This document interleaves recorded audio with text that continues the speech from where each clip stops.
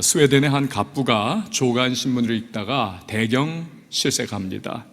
멀쩡한 자기가 죽었다고 부고 기사가 났기 때문이지요. 사실은 그의 형이 죽었습니다만 기자가 실수를 한 겁니다. 어쨌든 그때 그는 자신에 대한 세간의 평가를 확인할 수 있었습니다. 부고 기사의 내용이 이랬죠. 무서운 파괴력의 다이너마이트를 세상에 소개한 죽음의 상인 죽다. 너무 분개했습니다. 그러나 얼마 못 가 깊은 고민에 빠집니다. 나 정말 그동안 열심히 살았다. 하지만 내가 이 세상에 남긴 것이 파괴적인 살상 무기뿐인 것인가? 내 인생 이게 전부란 것인가? 이 일을 계기로 인생의 궤도를 수정을 합니다. 전 재산을 스웨덴 과학 아카데미에 기부를 하지요. 그렇게 해서 시작된 것이 노벨상입니다. 그의 이름 알프레드 노벨입니다. 산 사람에게 죽었다. 여러분, 황당한 일 아니겠습니까? 만약에 노벨이 막 분노를 해가지고 길길이 날뛰면서 이 신문기자와 그 신문사를 고소를 했다. 기자는 목이 달아났겠죠. 어쩌면 엄청난 변호사들을 대동을 해가지고 고소를 했기 때문에, 그래서 이 신문사도 또 문 닫았을지도 몰라요. 그러나 한낱 그렇게 해프닝으로 끝났을 겁니다. 하지만요, 이 노벨이 바른 반응으로 그렇게 대했습니다. 그 일이 인류의 과학과 문화의 발전에 지대한 영향을 끼치는 결과를 만들어 내더라는 것입니다. 우리가 인생을 살 때 뜻하지 않은 위기와 문제, 고난과 역경, 어려움을 직면할 때가 있습니다. 이때 많은 사람이 혼란과 좌절에 빠집니다. 낙심에 사로잡힙니다. 왜 하필이면 내게 이런 일이 생겼을까? 신세 타령을 하고 원망 불평을 입에 달고 지낼 수도 있습니다. 심하면 인생 자포자기하는 경우도 있겠지요. 그러나 우리들 크리스천은 이럴 때에 바른 반응을 해야만 합니다. 절망하면 안 되고요, 낙심하면 안 되는 것입니다. 오히려 그 상황을 디디고 일어나서 앞으로 나아가겠노라 결심을 해야만 합니다. 왜일까요? 우리에게는 오늘 설교 제목처럼 합력하여 선을 이루는, 즉 합력선의 은혜가 있기 때문에 그렇습니다. 28절 말씀 우리 같이 읽어보시죠. 시작. 우리가 알거니와 하나님을 사랑하는 자 곧 그의 뜻대로 부르심을 입은 자들에게는 모든 것이 합력하여 선을 이루느니라. 아멘. 즉 하나님의 백성된 저와 여러분에게는 그 어떤 답답한 현실, 누구나 좌절하고 절망에 빠지는 상황, 심지어 비극적인 일까지도 합력하여서 결국 선을 이루고야 만다는 것입니다. 할렐루야. 성경을 보면 그런 예들로 가득 차 있습니다. 대표적인 인물이 요셉이 아니던가요? 17살 나이로 형들의 미움을 받고 애굽의 종으로 팔려갑니다.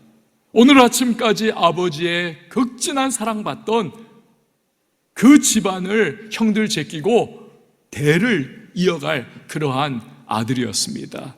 그런데 이 부잣집 도련님이 하루아침에 노예가 된다, 이런 말도 안 되는 일이 어디 있겠습니까? 오랜 후에 형들의 회상을 보면 요셉이 제발 나를 팔아 넘기지 말라고 울며 불며 애걸복걸 굉장히 했다는 것을 알 수가 있습니다. 어찌됐건 팔려간 보디발의 집에서 그래도 그는 최선을 다해서 종노릇을 합니다. 워낙 열심히고 일을 잘하다 보니까 가정의 총무로 발탁되지요. 숨 좀 돌리는가 했는데 이번에는 더한 날벼락이 떨어집니다. 욕정을 채우려다 실패한 주인 마님이 요셉을 강간범으로 몬 것입니다. 억울하게 죄수로 떨어지지요. 주인에게 생살 여탈권이 있던 시대입니다. 그러나 보디발이 요셉을 죽이지 않은 것을 보면, 그냥 감옥에만 던져놓은 것을 보면 사실은 그가 감을 잡은 거예요. 이거 내 아내의 이 부분에 문제가 있는 거구나, 내 아내가 그렇게 한 거구나. 하지만 체면상 종놈인 요셉을 옥에 던진 거죠. 얼마나 억울합니까? 이런 식으로 무려 13년 동안 종으로, 죄수로 인생을 그는 그렇게 흘려보낼 수밖에 없습니다. 그러나 요셉은 신세 타령으로 삶을 낭비하지 않습니다. 자포자기하지도 않습니다. 형들에 대한 증오심에 사로잡히지도 않습니다. 대신에 시편 105편을 보면 하나님 말씀을 눈물과 고통의 순간마다 굳게 부여잡고 그는 단련받으며 버텨 나가는 겁니다. 그럴 때 결국 하나님의 합력선의 은혜가 요셉의 삶에 임하는 거죠. 어떻게 해요? 만약에 요셉이 가나안 땅 아버지의 집에 후계자로 채색 옷 입으면서 그렇게 호의호식하고 잘 먹고 잘 살았다면 그 한 몸은 평안했겠죠. 하지만 당시 세상의 중심인 애굽에 진출하는 일은 결단코 없었을 겁니다. 그런데 형들 때문에 억지로 팔려갔기 때문에 애굽에 가게 되는 거죠. 만약에 종살이 잘해서 보디발 집의 가정총무로 쭉 지낼 수 있었다, 그러면 종놈의 신세를 면하는 일은 절대로 일어나지 않았을 겁니다. 그런데 강간범으로 누명을 쓰고 감옥에 던져졌기에 몇 년 후에 거기서 애굽의 이 바로 왕의 최고위 관료들을 만나게 되는 거 아닙니까? 꿈을 해석해 주는 것입니다. 그 결과 애굽의 국가 비상사태가 일어났을 때에 추천을 받지요. 애굽 왕 바로에게 불려 하루아침에 애굽의 국무총리가 됩니다. 결국 애굽을 비롯한 근동지역 전체와 아버지 집안을 모두 다 구원하는 구원자가 될 수가 있었던 겁니다. 알고 보니까 그가 겪은 그 모든 고통과 슬픔과 고난과 억울한 일들, 이 모든 것은 합력선의 하나님이 일하시는 과정이었던 것입니다. 이걸 깨닫고 요셉도 나중에 형들에게 그 고백하지 않습니까? 창세기 50장 20절 우리 같이 보시죠. 시작. 당신들은 나를 해하려 하였으나 하나님은 그것을 선으로 바꾸사 오늘과 같이 많은 백성의 생명을 구원하게 하시려 하셨나니 아멘. 하나님은 그것을 선으로 바꾸셨습니다. 내 인생의 모진 고난과 고통과 괴로움과 억울함, 이걸 하나님은 선으로 바꾸어 주셨습니다.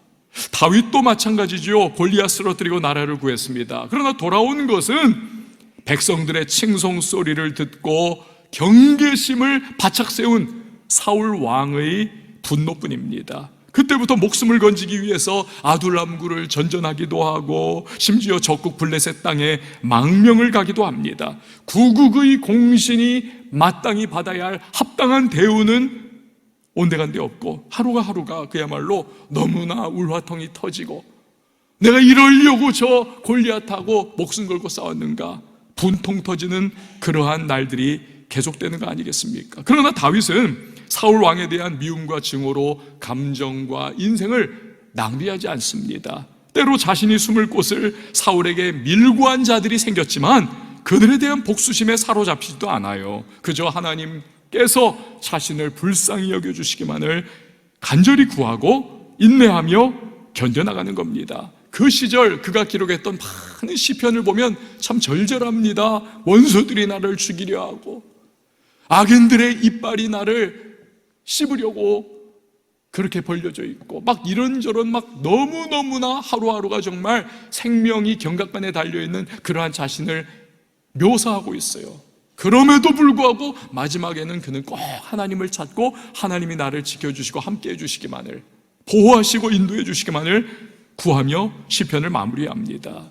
때로 사울 왕을 죽일 절호의 기회가 찾아오기도 합니다. 칼 한번 싹 휘두르면요 사울의 목이 달아날 그런 상황이 찾아오기도 해요. 지긋지긋한 광야의 도피행가 끝낼 수 있습니다. 하지만 그때 자신의 인생과 기름 부음 받은 왕에 대한 하나님의 절대 주권을 인정해 드리는 거지요. 그래서 하나님이 손대시지 않으면 나도 손댈 수 없다. 죽이지 않습니다. 여러분, 훗날 어떻게 됩니까? 때가 참에 하나님께서 다윗의 삶에 역사를 하십니다. 사울왕과 왕자들은 블레셋과 싸우다가 모두가 전사를 하죠. 자연스레 온 나라가 다윗을 왕으로 추대를 합니다. 야, 그 옛날 골리앗과 싸워 나라를 구했던 다윗 아닌가? 우리가 저 사람을 왕으로 추대하자면 누구를 추대하겠는가? 그래서 다윗은 왕권이 바뀔 때 당연히 일어나는 그 칼바람, 피바람의 숙청, 이것을 다 그가 피할 수 있었던 겁니다. 원수를 맺지 않는 거예요. 통일 이스라엘의 왕이 자연스레 될 수가 있었던 겁니다. 만약에 다윗이요, 골리앗을 쓰러뜨린 구구의 공신으로 대접 잘 받고 누릴 거 다 누리면서 등 따숩고 배부른 상황에 탁 처했다 생각을 해보십시오. 여러분, 사람이요, 편안해지고 모든 것이 충족해지면 영성이 녹이 슬어버립니다. 다윗도 사람이기 때문에 훗날 왕 노릇에 빠져가지고 지내다가 배에 기름 끼고 막 그러다 보니까 나중에 여러분 간음죄 저지르면서 무너져 내리는 그런 모습을 보이지 않던가요? 그런데 사울 왕에게 쫓겨나면서 하나님만을 바라는 영성의 사람으로 연단되고 또 연단되어가는 겁니다. 그래서 다윗의 시대에 이스라엘의 예배가 회복이 될 수가 있었던 겁니다. 그래서 예배하면 언제나 다윗의 예배, 이것이 따라가는 관용구와 같은 표현 아닙니까? 또 만약에 그가 사울을 죽였다면 어떻게 됐을까요? 사울의 지파인 베냐민 사람들은요, 절대로 다윗을 왕으로 인정하지 않았을 거예요. 사사건건 반기를 들고 반역의 칼을 쳐들었을 겁니다. 그런데 다윗이 사울을 죽이지 않은 거거든요.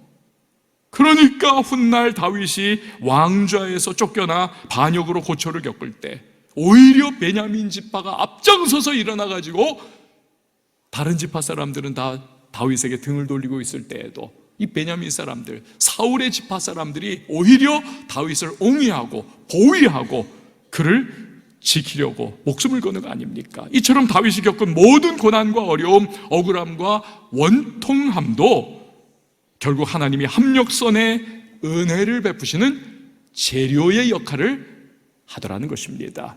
할렐루야. 그 외에도 여러분, 온 유다인을 말살하려고 인종 청소하려고 간계를 세운 하만을 보십시오. 근데 하나님은 합력선의 역사를 일으키시지 않습니까? 모르드게와 에스더를 통해서 오히려 하만과 온 집안을 다 멸절을 시켜버리십니다.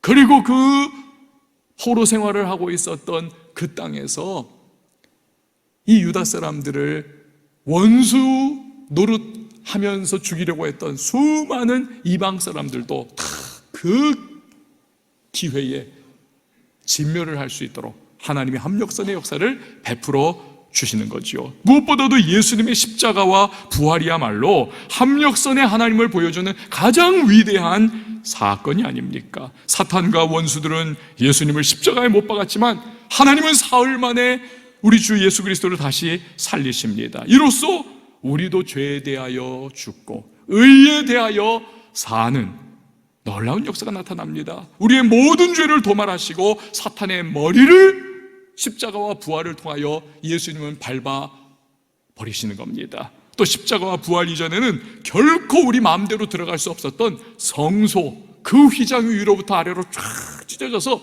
우리는 담대하게 성소에 나아가 하나님 앞에 예배하고 교제할 수 있는 새롭고 산 길이 활짝 열리게 된 것입니다. 할렐루야. 여러분, 우리 하나님은 합력선의 하나님이심을 믿으시기를 바랍니다. 자, 그러면 이 합력선은 대체 어떻게 해서 발생하는 것일까요? 그냥 그렇게 생기는 것일까요? 그렇지 않습니다. 26, 27절이 그 해답을 줍니다. 우리 같이 읽어보도록 합니다. 시작.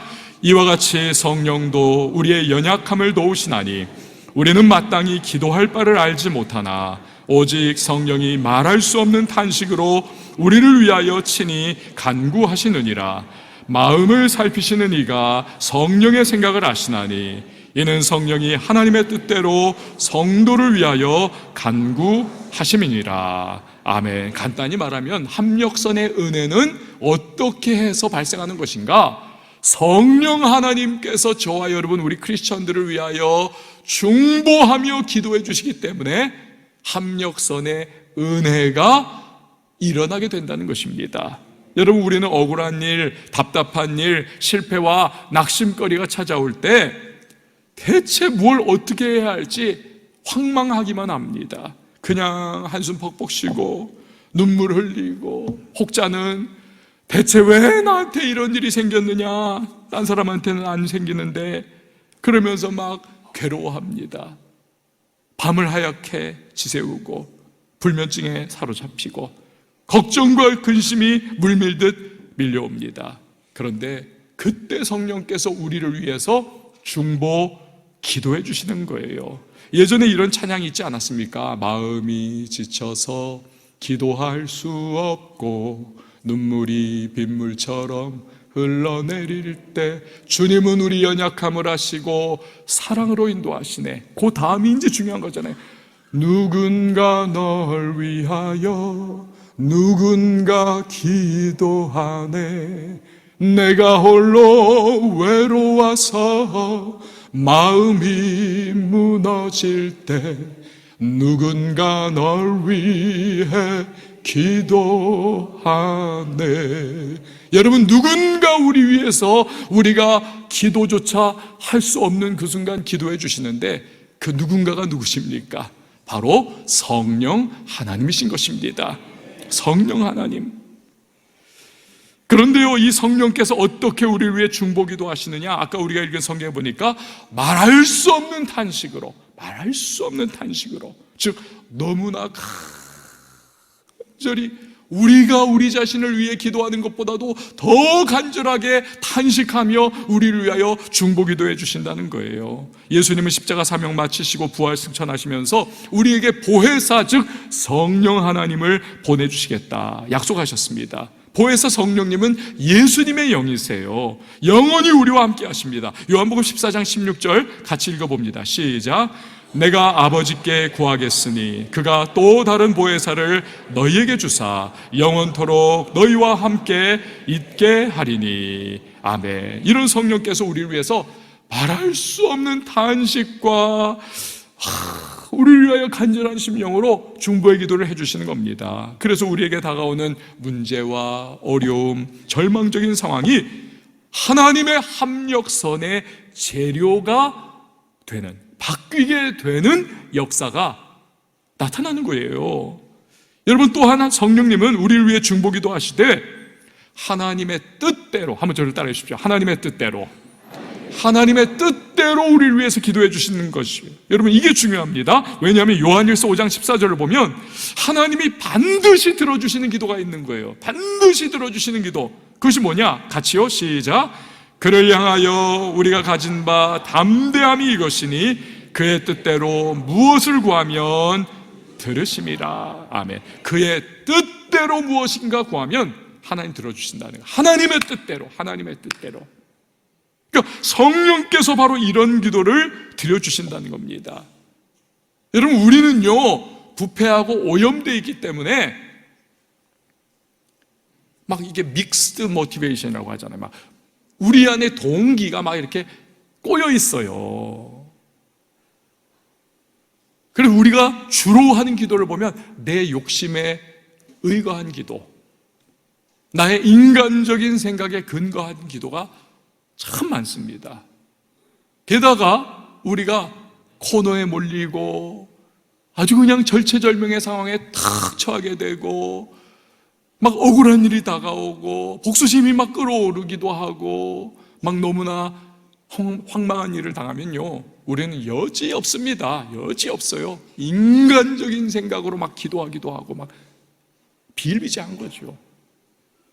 그러다 보면 그게 이루어지면 하나님의 영광이 드러나는 것이 아니라 오히려 원수를 맺게 되고 내가 정말로 싫어하는 그 누군가가 망하는 꼴 보면서 좋아하는 그런 일이 생기는 것이고 내 인생에 정말로 문제가 하나 이거 치웠다 생각했는데 그것 때문에 더 큰 문제가 다가오는 일들이 생길 수밖에 없는 거지요. 그러나 성령께서 우리를 위해서 기도해 주실 때는요 하나님의 뜻을 따라 기도를 해 주시는 겁니다. 거룩하시고 온전하신 하나님의 뜻을 따라. 거기에는요 어떠한 사심이나 어떠한 죄된 생각이나 인간적인 소욕이나 어떠한 남을 해하게 하는 그러한 내용이 들어있지를 않게 되는 겁니다.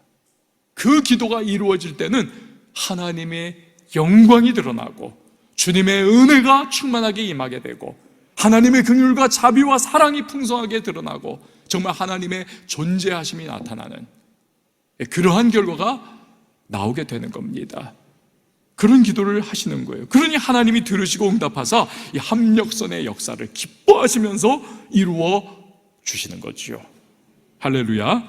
자, 그러면 이런 합력선의 은혜가 있음을 우리가 알고 있다. 이게 명제예요. 하나님은 합력선의 하나님이시다. 이걸 우리가 안다면 위기와 문제 앞에서 우리는 과연 어떻게 반응해야 할 것인가? 위기와 문제 앞에서 어떤 반응을 보여야 할 것인가? 먼저는요, 어떤 상황에서라도, 어떤 위기 앞에서도, 어떤 억울함과 어떠한 고난 앞에서도 우리는요, 내 심령을 굳게 지켜내야 하는 것입니다. 심령을 지켜내야 합니다. 억울하다고, 분하다고, 왜 내가 이런 꼴 당해야 하냐고, 막 이런 식으로 말이나 행동으로 우리가 경망스럽게 군다든지 또는 죄 짓지 말아야 해요. 억울하다고 해가지고 그냥 그 억울함을 쏟아내고 분하다고 해가지고 막 안갚음을 갚고 아니라는 겁니다. 딱 그거는 마귀가 원하는 거예요. 욥이 재산 다 잃고 아들, 딸 다 죽고 몸에 악창이 들렸을 때 마귀가 기대하던 것이 바로 그거 아닙니까? 하나님을 욕하고 나가 죽어라. 그 아내의 입을 통해서 마귀는 욥을 유혹을 하더라는 것입니다. 그러나 욥은 마귀의 기대를 완전히 꺾어버리지 않습니까? 욥기 1장 20절 이하를 보니까 욥이 일어나 겉옷을 찢고 머리를 밀고 땅에 엎드려 예배하며 이르되 내가 모태에서 알몸으로 나와 싸운즉 또한 알몸이 그리로 돌아가올지라. 주신 이도 여호와시오 거두신 이도 여호와시오니 여호와 이름이 찬송을 받으실지니이다 하고 이 모든 일에, 여기 이제 중요합니다. 함께요. 시작. 욥이 범죄하지 아니하고 하나님을 향하여 원망하지 아니하니라. 아멘. 행위로 범죄한다든지 입으로 범죄한다든지 그러지 않더라는 거예요. 심령을 다 지켜내더라는 겁니다. 이런 욥에게 하나님께서 모든 것을 다 회복시켜 주시고, 아니 갑절의 은혜를, 복을 부어 주시는 것입니다. 여러분, 우리도 합력선의 은혜를 이루실 하나님을 기대하면서 말과 행동을 잘 지켜낼 수 있기를 바랍니다. 말로 자꾸 원망하고 불평하고 행동으로 죄짓는 등 이 잘못된 반응을 하면요, 하나님의 합력선의 역사가 우리의 삶에 임할 수가 없어요. 다 쏟아내는 결과를 초래하고 다 된 밥 그냥 재뿌리는 그러한 결과밖에 되지 않는 겁니다. 자, 합력선이 있음을 아는 우리가 가져야 할 또 하나의 반응이 있습니다. 그것은 만약에 내게 닥친 그 고난과 어려움과 참 고통스러운 현실이 나의 실수나 나의 잘못에 기인한 것이라면 철저히 회개해야 한다는 사실입니다. 철저히 회개해야 한다. 그리고 나서 은혜와 긍휼이 무한하신 하나님의 성품을 의지하여 합력선의 역사를 구해야 하는 것입니다. 여러분, 하나님은요, 단지 우리를 잘 되게 하시는 분, 여러분 착각하지 마셔야 합니다. 하나님은 단지 우리를 이 땅에서 잘 되게 하시고 잘 살게 하시고 그냥 뭐 복만 받게 하시고 뭐 그냥 늘어져라 그냥 인생 편하게 해주시는 그런 하나님 결코 아니라는 사실. 만약에 우리 하나님이 그 정도 하나님이라면 여러분, 돼지머리 올려놓고 고사 지내면서 비나이다 비나이다, 이것과 도대체 무슨 우리의 신앙이 차이가 있겠습니까? 하나님을 그렇게 저급한 하나님으로 우리가 여겨서는 안 됩니다. 하나님은요, 우리의 거룩을 원하시고 우리의 변화를 기대하시는 분이십니다. 그래서 그리스도의 장성한 분량을 향해 우리가 점점 나아가면서 성화라고 하죠. 거룩하게 변화하는 것. 우리의 삶이 하나님의 자녀다운 모습으로, 내가 거룩하니 너희도 거룩할지어다. 우리의 삶도 아버지 되시는, 하늘 아버지 되시는 하나님을 점점 닮아가는 DNA가 우리는 하나님으로부터 받은 거 아닙니까? 영적 DNA. 그렇게 닮아가기를 원하시는 분이 하나님이신 것입니다.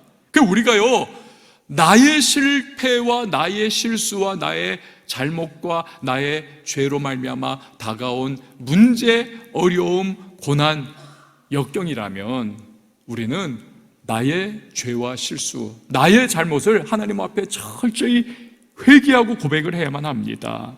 그러면 우리 하나님은 얼마든지 우리를 다시 받아주세요. 기뻐하시면서 합력선의 은혜를 베풀어 주시는 분이신 것입니다.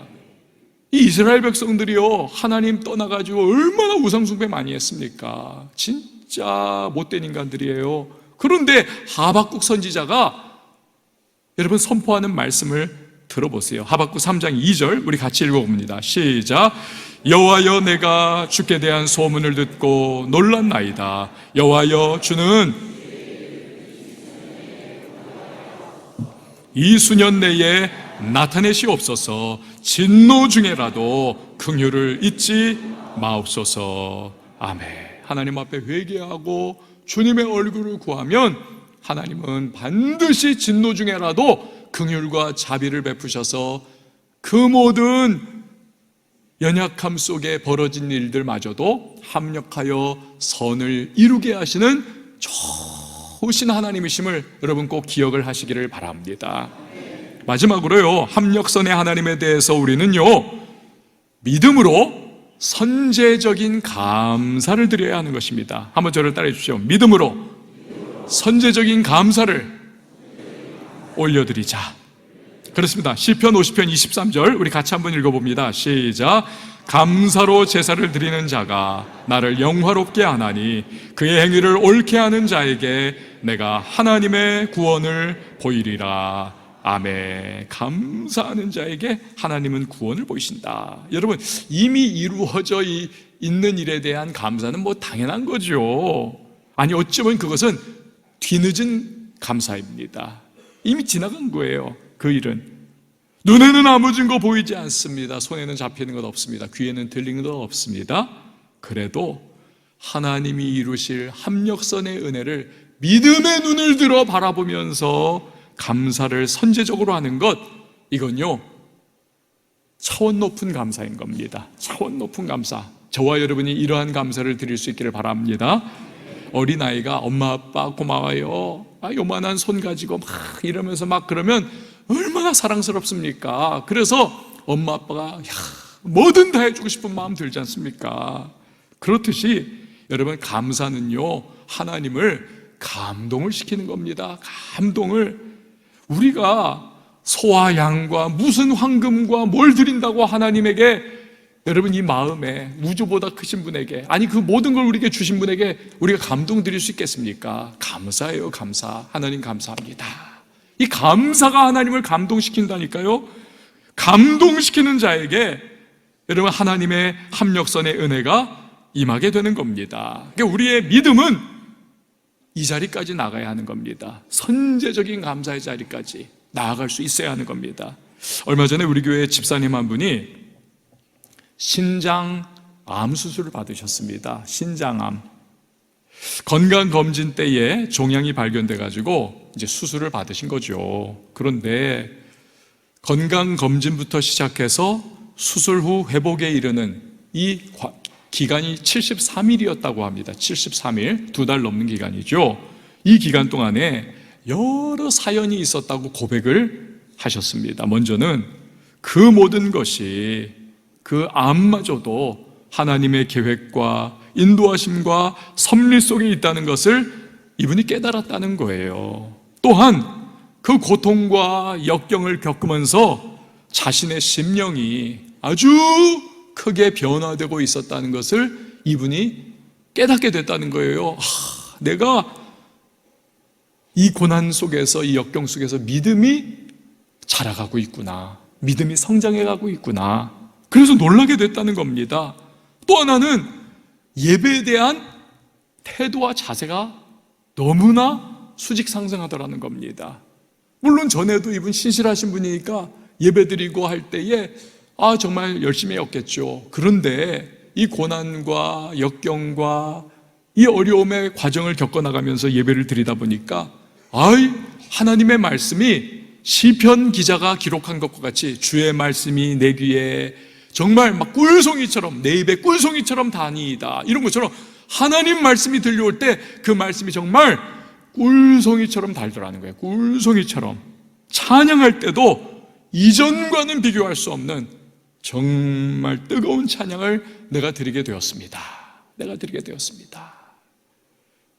회복 중에 어느 날이었습니다. 집에서 이분이 영상으로 금요 돌파 기도회를 참석하고 있었어요. 근데 그때 제가 이제 했던 설교가 뭐냐면 12해 혈류증 걸린 그 여인에 대한 설교였습니다. 그러면서 제가 이제 성경 구절들 딱 이어간 게 뭐냐면 심령이 가난한 자는 복이 있나니 저희가 천국이 저희 것이요. 그 말씀을 이제 쭉 드리면서 또 어디까지 연결됐냐면 C.S. 루이스의 말이죠. 고난은 변장된 축복입니다. 여기까지 이제 쭉 연결을 해간 거예요.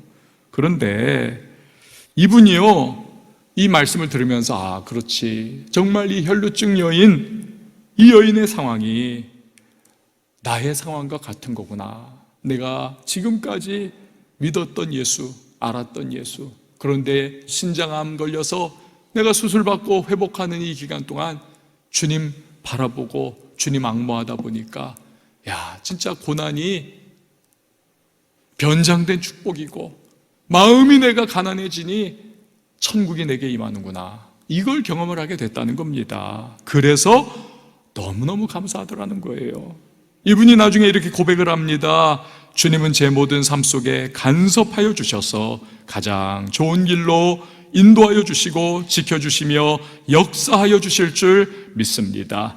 이번 역경을 통해 이전보다 영적으로 성장하는 계기가 되었으며 주님만 바라보고 나아가겠습니다.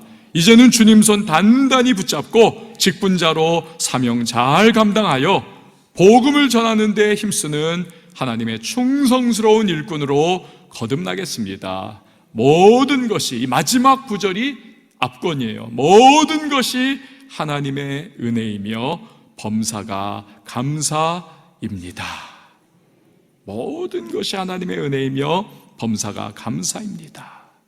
여러분요, 누군가는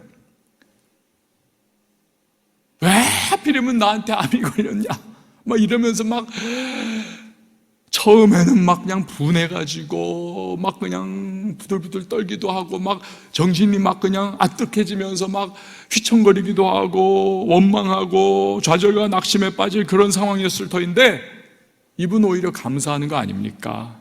얼마나 귀합니까? 여러분이 만약 하나님이어도 누구한테 합력선의 은혜를 주시겠어요? 말할 필요도 없는 거죠. 아니, 이분은 이미 합력선의 은혜를 누리고 계신 줄 믿습니다. 사랑하는 여러분, 합력선의 하나님이십니다. 우리가 믿는 하나님은 모든 것, 슬픔과 고통과 억울한 일, 다가오는 모든 부분마저도 절대로 낭비하지 않으시고 재료 삼아 주셔서 합력하여 선을 이루도록 하시는 능력의 하나님이심을 믿으시기를 바랍니다. 합력선의 하나님께 감사하는 신앙, 그분을 신뢰하는 신앙, 이것이야말로 우리들 크리스천의 은혜요 축복인 것입니다. 이 신앙 우리가 확고하게 붙잡을 수 있다면 우리는 반드시 믿음 불패의 인생을 살아갈 수 있음을 기억을 하시기를 바랍니다. 오늘도 저와 여러분의 삶 속에 합력하여 선을 이루실 좋으신 하나님 동행하심을 기억하면서 우리의 발걸음이 담대한 발걸음으로 힘차게 나갈 수 있는 왕성의 성도님들 모두가 될 수 있기를 예수님의 이름으로 축원을 드립니다.